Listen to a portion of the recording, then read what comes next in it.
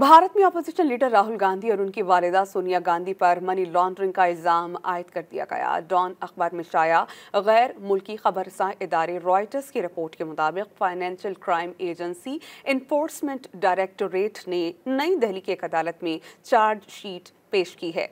ED ने गांधी खानदान पर इल्जाम आयद किया कि उन्होंने नेशनल हेराल्ड अखबार शाया करने वाली कंपनी की $30 करोड़ की जायदाद गैर कानूनी तौर पर हथियाने के लिए एक शेल कंपनी तश्कील दी थी। चार्जशीट में कांग्रेस पार्टी के दीगर अरकान के नाम शामिल हैं।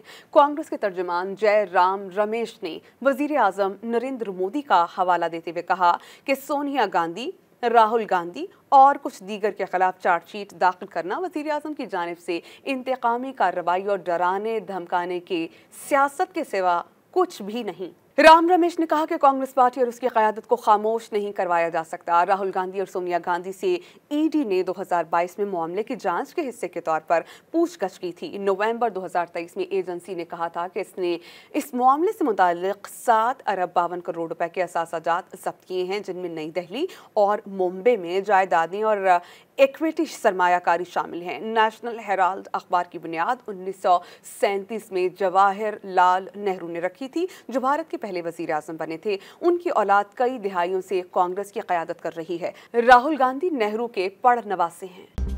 मज़ीद न्यूज़ अपडेट्स और डिजिटल स्टोरीज के लिए सब्सक्राइब करें डॉन न्यूज़ पाकिस्तान।